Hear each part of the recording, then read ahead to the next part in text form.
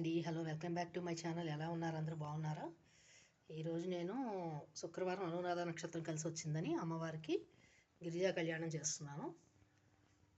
ఇక్కడ మీరు చూస్తుంటే పసుపుతో గౌరీదేవిని చేయడం జరిగింది, వినాయకుడిని. ఎరుపుతో కూడా గౌరీదేవిని వినాయకుడిని చేయమని చెప్పారు నాకు.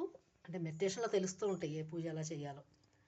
ఎరుపు అనేది కాత్యాయని దేవికి ఇష్టం అన్నమాట, పసుపు ఏమో గౌరీదేవికి. గౌరీ కాత్యాయని వీళ్ళిద్దరూ ఎనర్జీ ఇస్తేనే వివాహం కాని వారికి పసుపు కుంకాల ఎనర్జీ సహస్రార చక్రం నుంచి వెళ్తేనే వాళ్ళ శరీరం శక్తివంతం అవుతుంది, వాళ్ళ ఆత్మ అంతా చైతన్యం అంతా క్లీనింగ్ అవుతుంది.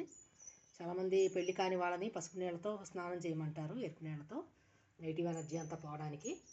సో గౌరీ కళ్యాణంతో పాటు కాత్యాయని కళ్యాణం కూడా చేయమని నాకు వస్తుంది మెసేజ్. నేను ఎప్పుడు మామూలుగా చేసేదాన్ని పార్వతీ పరమేశ్వర్ల ఫోటో పెట్టి. కాత్యాయని పూజ ఎప్పుడు కూడా అమ్మవారు అయ్యవార్ల ఫోటోలతో చేయమంటారు, సోల్మేట్స్ ఇద్దరికి కలవాలని మైండ్ సెట్.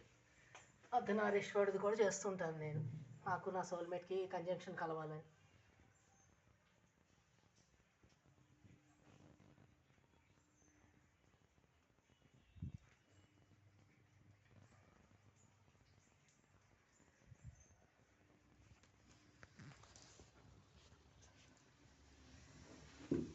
అయితే ఈసారి గౌరీ పూజతో పాటు కాత్యాయని పూజ కూడా చేయమని వచ్చింది.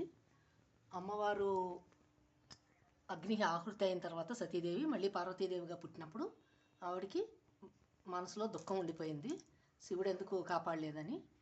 అలా కాకుండా శివుడు నిజానికి చాలా త్యాగం చేశాడు అమ్మవారి కోసం, ఏ భర్త చేయడం అలాంటి త్యాగం. అది ఆవిడ తర్వాత తెలుసుకుంది. ఆ రకంగా వాళ్ళిద్దరూ ఏకం అవడానికి కొంచెం టైం పట్టింది. సో వివాహానికి ఆవిడ చాలా దీక్షగా తపస్సు చేయవలసి వచ్చింది శివుణ్ణి ప్రసన్నం చేసుకోవడానికి. చూసారా ఎంత ఆరెంజ్ కలర్లో ఉందో అమ్మవారు. సో అయ్యవారు ప్రసన్నం అవడానికి చాలా టైం పట్టింది.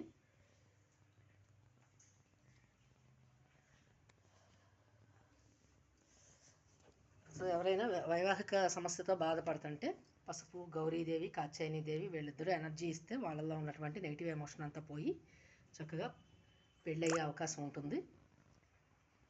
గౌరీదేవి భర్త ఎవరు అంటే గోనక్కనాథుడు. గోనక్కనాథుడు అంటే ఎవరో తెలుసు కదా మీకు, మాయా మశ్చంద్ర అనే సినిమా ఉంది, అందులో విష్ణుమూర్తి యొక్క ఎనర్జీని పేడలో కలిపితే ఉద్భవించిన వాడే గోనక్కనాథుడు, శివుడి ప్రతిరూపం అనమాట. సో గౌరీదేవికి కూడా చాలా లేట్గా మ్యారేజ్ అయింది. చాలామంది అడిగారు, గౌరమ్మ నీ మొగుడు ఎవరమ్మా అని. సో శివుడే నా మొగుడు అని చెప్పడం మొదలెట్టింది. సో అందరూ ఆ శివుడి భార్య అనుకుంటారు, గంగాదేవి, గౌరీదేవి. వీళ్ళెవరూ కాదు, ఒక్క పార్వతీదేవి మాత్రమే. సతీదేవి పార్వతీదేవిగా పుట్టి శివుడిని పెళ్లి చేసుకుంది. గంగను జస్ట్ ధరించాడంతే, ఆయన భార్య కాదంట. కానీ లోకం ఏమనుకుంటుంది, ఇద్దరు కలిసి తిరిగితే వాళ్ళే భార్య భర్తలు అనుకుంటుంది. సో ఈ పూజలు చేయడం ద్వారా మనలో మంచి మోటివేషన్ వస్తుంది, చేంజ్ వస్తుంది, మనలో ఉన్న నెగిటివ్ ఎమోషన్స్ అన్నీ పోతాయి, వివాహం జరిగే అవకాశం కూడా ఉంది. సో మీరందరూ కూడా ఇలాంటి శక్తివంతమైన పూజలు ధ్యానంలో కూర్చుంటే అర్థమవుతుంది, దైవత్వం మనలో ప్రవేశిస్తేనే మనం చేయగలం. సో మంచి పూజలు చేసి అందరూ హ్యాపీగా ఉండండి. Thank you.